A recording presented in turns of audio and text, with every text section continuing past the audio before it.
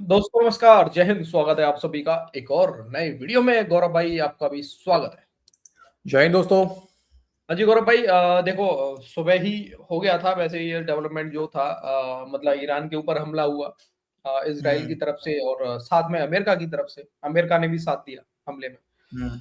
अब उसके बाद सर सुनने में आता है पाकिस्तान ने कोई कंडेम किया है इस हमले को, लेकिन उसमें नाम नहीं लिया, सुनने में आ रहा है। ना लेकिन सुनने में नहीं आ रहा सर, मैंने पढ़ा है सर, नाम नहीं लिया है। सर नाम नहीं लिया। दूसरा ये भी है सर, मैं आपको एक पाकिस्तानी पत्रकार का वीडियो दिखाऊंगा, ठीक है। वो ये बोल रहा है अभी तक ऑफिशियली पाकिस्तान की तरफ से कुछ भी नहीं बोला गया। नहीं किया है, ये राइट। भी बकवास है। ये भी बकवास है जो आप कुछ पाकिस्तानी बोल रहे हैं ना कि पाकिस्तान ने हाँ। कंडेम कर दिया। ये भी बकवास है। हाँ। अभी कुछ भी ऑफिशियली पाकिस्तान की तरफ से नहीं बोला गया, ठीक है। तो लेकिन आज हमारे पास में क्लिप है सर मादा चीमा का। मादा चीमा आपने देखी होगी, पहले भी हम्म। लेके आए ये। हाँ, वो तो ऐसे ये करके भी है ना। मतलब वो, हाँ, वो टार साहब की तरह मतलब इंडिया को आइसोलेट ही करने आती है ये भी। अब सर अच्छा। ईरान और इसराइल और अमेरिका के बीच में जंग चल रहा है, ये भाई साहब, ये मैडम जी इंडिया को बीच में घसीट रही हैं कि अच्छा। ये अब देखना है इसके बाद पाकिस्तान का भी नंबर है। अब इंडिया हाथ हाँ। धोएगा। बहती गंगा, गंगा नहीं, सॉरी। अच्छा, बहुत बढ़िया, वेरी गुड। हाँ, ठीक है, अब इंडिया भी हाथ धोएगा। तो फटी पड़ी है पाकिस्तानियों की, भाई लोगों को दिखाते हैं। बहुत ही मजेदार रिएक्शन पाकिस्तान से आ रहा है, और साथ में लास्ट में वो दिखाएंगे पाकिस्तानी जो एंकर बात कर रहा है कि अभी ऑफिशियली पाकिस्तान की तरफ से कंडेम नहीं किया गया है, ठीक अच्छा, है। ठीक है, ओके। चलते हैं वीडियो की तरफ। भाई लोग, वीडियो पसंद आए लाइक शेयर एंड चैनल को सब्सक्राइब जरूर कर लेना। चलो गौरव भाई। शाजिया साहिबा, अब सबसे पहले सवाल ये है मेरा कि खित्ते में मौजूदा सूरत हाल देखिए, पाक अफगान सूरत हाल देखिए कि अफगानिस्तान की तरफ से दरअंदाजी की कोशिश की जाती है, पाकिस्तान में नारकी फैलाने की कोशिश की जाती है, बुज़दिलाना हमले किए जाते हैं, और हमें यह मालूम पड़ता है कि इस वक्त एक ऐसा नेक्सस जो है वो पनप रहा है जो मुसाफिया करने की सूरत में सामने आया इजराइल और इंडिया का। अच्छा। लेकिन उसी सूरत में उन्हीं दिनों के अंदर इजराइल अटैक कर देता है ईरान के ऊपर। अब मौजूदा सूरत हाल के तनाजुर में हमें यह देखने को मिलता है कि भारत के अंदर उनकी ऑपोजिशन जमात बाकायदा तौर पे ये सवाल पूछती है हुकूमत से कि इस दौरे की टाइमिंग क्यों इतनी अहम थी, और आपने इस वक्त में यह दौरा क्यों किया, और इस दौरे के मुहर्रिकात और इसके नताइज के ऊपर वहां पे सवालात पूछे जा रहे हैं। तो आप इसके अंदर कोई नेक्सस देखती हैं, खित्ते में ये वाला एलिमेंट देखती हैं, या फिर आप ये समझती हैं कि नहीं, ये तमाम चीजें इस दौरे से पहले ही तय थीं, बस दिन यही थे और उसी दिन पे ही हमला हुआ? इसमें नॉन एक्सेस देखने का मतलब ये है कि आप देखने की सलाहियत ही नहीं रखते। ये सारे डॉट्स आपस में कनेक्टेड हैं। मेरी अंडरस्टैंडिंग ये है कि उससे अगला टारगेट हम हैं, पाकिस्तान है। तो ये सारे डॉट्स जो हैं वो कनेक्टेड हैं। निफ्ताली बेनन जो है वो इसराइल का एक्स प्राइम मिनिस्टर बारहा ये बात कर रहा है कि मेरा जो सुन्नी एक्सेस ऑफ रेजिस्टेंस है उस पर हमारा ज्यादा फोकस अब होना चाहिए। वो हमारे बड़े दुश्मन हैं, और बड़े दुश्मन में कौन आता है फिर? तुर्की, कतर, सऊदी अरेबिया और न्यूक्लियर पाकिस्तान। तो ये सारे डॉट्स आपस में कनेक्टेड हैं। और इसमें अगर आप डॉट एक और कनेक्ट कर लें, अमरीकी सफीर जो इंडिया के अंदर हैं सर्गे गौर, उनकी अगर आप उनकी देखें कि वो जब से आए हैं वो कर क्या रहे हैं और इंडिया गया क्यों था इसराइल के पास, तो वो एक दो कामों के लिए गया था। एक तो ये कि क्वाड के समिट में ट्रंप को आना चाहिए, और क्वाड जो है वो इंडिया में होना चाहिए और उसको दोबारा से रिवाइटलाइज करना चाहिए। और दूसरा वो जो है वो कोई मिलिट्री पर्सनल ज्यादा बेहतर बता सकते हैं कि इसराइल से खरीदने गए थे, कोई लेजर टेक्नोलॉजी है डिफेंस की, तो वो जो है उसका कॉन्ट्रैक्ट करने गए थे। तो वो भी अपना आर्सनल बिल्टअप करने गया था। तो क्यों करने गया था अगर उसका फ्यूचर में किसी वॉर का या इस तरह का किसी कॉन्फ्लिक्ट, ब्रॉडर कॉन्फ्लिक्ट का हिस्सा बनने का या किसी अलायंस का हिस्सा बनने का अगर उसका कोई इरादा नहीं है? तो ये सारी चीजें आपस में कनेक्टेड हैं। इसको क्या फैलते हुए देख रही हैं मजीद? यार मतलब अब कुछ हथियार खरीदना भी मतलब दिक्कत हो गया है, नहीं? खित्ते का हाँ तवाजुन जो है वो खराब हो जाता है। हाँ यानी जी। कोई डील हो अगर, तो यार, क्यों हमारे लिए करना? भाई तुम्हारे लिए तो यार आर्टिलरीज काफी है यार, तुम्हारे लिए ये सब लेजर बीम की आवश्यकता क्या है? आयरन नहीं, बीम और इन चीजों की। अब इन लोगों ने शुरू में ही, इस एंकर ने, जो एंकर था इसने हक दिया शुरू में ही। वो क्या कि इंडिया की अपोजिशन ने ये क्वेश्चन किया है टाइमिंग के ऊपर कि पीएम मोदी इस टाइम पे इजराइल में क्यों गए।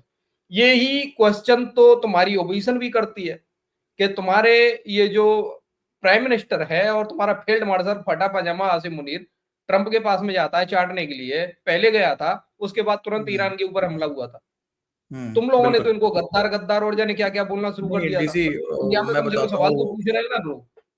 होता क्या है ना, होता क्या है डीसी एक्चुअली में कहानी कि इनको लगता है ना कि जैसे इनका प्रधानमंत्री है ना सर, कि जैसे कि कल कुछ भीख की जरूरत है, कहीं से पेले गए या भीख चाहिए तो तुरंत भाग के चल जाएंगे, मतलब कोई दौरा तय नहीं है, इमरजेंसी में फोन होगा, साहब भाईजान भाईजान भाईजान सर आ रहा हूँ सर, का फटी हुई है बिल्कुल आ रहा हूँ सर कल। अच्छा ठीक है आ जाओ देखते हैं क्या। तो ये इनको लगता है ना कि दुनिया के सारे दौरे ऐसे ही होते हैं, इनको नहीं पता हाँ होता है कि ये ऐसे ही। महीने भर पहले जो है ना ये दौरे फिक्स हो जाते हैं कि इस महीने में ये दौरा होना है। ठीक अरे है। कई ये तो मतलब इस साल क्या पिछले साल के मतलब आधे पिछले साल से मतलब हम सुनने में आ रहा था कि पीएम मोदी इजराइल का विजिट करेंगे। हाँ ठीक है, बिल्कुल यार, कैलेंडर बन जाता है डीसी 2-4 फिक्स महीने था पहले ये। से ही कि ये दौरा इस महीने में होना है, ऐसा ऐसा रूटीन है। हाँ ठीक है। अब ये बताओ। लेकिन खैर ये भिखारियों को क्या पता रहेगा, ओके कोई बात नहीं, ठीक है समझ सकते हैं। क्योंकि इस वक्त बड़ा कॉशियस हमें दुनिया की तरफ से रिस्पांस नज़र आ रहा है, उस तरह से खुलकर सामने नहीं आए जो गल्फ ममालिक ने भी अपनी प्रेस रिलीज खासकर सऊदीया ने दी है। उसमें ये कहा गया है कि ईरान को कॉशियस रहना चाहिए जो ब्रदरली स्टेट्स के ऊपर हमले करने से मुतल्लिक, डायरेक्टली यूएस के साथ कुछ नहीं, बट क्या कुछ बैकड्रॉप पे चल रहा है या कुछ आप समझती हैं कि एक्टिवली इसके अंदर कूदा जाएगा या नहीं? अच्छा रीना, सबसे पहले तो हमें ये बात समझनी होगी कि ये अटैक जो था ये बिल्कुल इलीगल अटैक है और ये इंटरनेशनल लॉ के खिलाफ है। दूसरा ये है लीना कि देखें कि पाकिस्तान मेरे ख्याल में गालिबन इस वक्त तक तो जब हम बात करें अकेला वाहिद मुस्लिम मुल्क है जिसने जो है कंडेम किया ये अटैक और उन्होंने ईरान से जो है वो बातचीत भी की है। अब जो मसला है लीना हमारे लिए भी, पाकिस्तान के बाकी तो खित्ते के लिए है, मिडल ईस्टर्न तो बिल्कुल है, और इसराइल के जो ज़ायनिस्ट अज़ाइम हैं वो तो एक ग्रेटर इसराइल वाले हैं, उसकी तो हम बहुत बात सुन भी चुके हैं, वो खुद भी ये बातें कर चुके हैं कि वो किस तरह से चाहते हैं कि कब्जा करें। हमारे लिए जो मसला है, एक तरफ हम अफगानिस्तान के साथ एंगेज्ड हैं, दूसरी तरफ हमारा बॉर्डर जो है वो इंडिया के साथ है, तीसरी तरफ अगर ईरान के उधर कोई ऐसी चीज होती है, कोई डिस्टेबलाइजेशन होती है या कोई कल को फोर्सफुल रिजीम चेंज भी हो जाए, तो इसका मतलब है कि वहां पर एक प्रो इजराइल गवर्नमेंट आकर बैठ जाती है, प्रो इजराइल रिजीम। वो इंडिया और इजराइल का जो नेक्सस है, देखिए ये जो मोदी का अभी का टूर था जो इजराइल का लीना, वो आप किसी खाम ख्याली में ना रहें, उसे बिल्कुल पता था कि ईरान पर हमला भी होने वाला है, टाइमिंग भी, और एक ऑनगोइंग जेनोसाइड भी चल रही थी, उसके बावजूद वो जो उधर गया है, पहले भी इजराइल इंडिया के ताल्लुकात बहुत अच्छे हैं, लेकिन ये एक मैसेजिंग थी और ये मैसेजिंग ईरान और पाकिस्तान के हवाले से भी थी। इसमें पाकिस्तान कहां खड़ा है, ये है जनाब एक बड़ा सवाल। पाकिस्तान के अंदर जो दानिश्वर हैं, वो लोग जो जानते हैं खारजा पॉलिसी को, वो लोग जो जानते हैं दिफाई मामलात को, इनमें खास तौर पे मलिहा लोधी साहबा हैं, इन जैसे और बहुत सारे लोग हैं, मुशाहिद हुसैन सैयद हैं, नजम सेठी वगैरह हैं और दीगर लोग भी हैं, उन सबकी ये राय है कि पाकिस्तान को हर हाल में ईरान के साथ खड़े होना पड़ेगा। बहुत सारे और लोग भी कह रहे हैं, और इस जंग को रुकवाना पड़ेगा, क्योंकि ईरान वो आखिरी दीवार है, अगर वो गिर गई तो फिर पाकिस्तान की बारी है। और ये बात मैं अब नहीं कर रहा, ये बात कई दहाइयों से हम सुनते चले आ रहे हैं। जितने भी दिफाई तज्जियाकार हैं, आलमी सतह पर यह बात होती है कि जब भी कभी ये जो बारी है ना, ये इसी तरह चलनी है।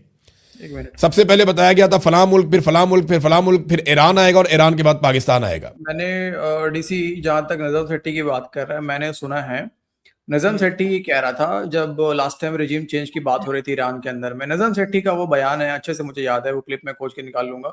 उसमें वो कहता है क्या हो जाएगा अगर ईरान के अंदर प्रो अमेरिकन हुकूमत आ गई, तो हम भी तो प्रो अमेरिकन है। हाँ प्रो अमेरिकन है बिल्कुल।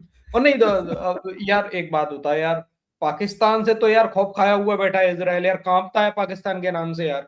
बिल्कुल यार, आ जाएगा तो क्या हो जाएगा यार, पाकिस्तान है, पाकिस्तान के नाम से कांपेंगे वो लोग यार, क्या बात कर रहे हो। सही बात, खुश होना चाहिए पाकिस्तान, क्योंकि पाकिस्तान एक एटमी कुव्वत है, वाहिद इस्लामी मुल्क है जिसके पास एटम बम है, तो एंड में पाकिस्तान को डील किया जाएगा।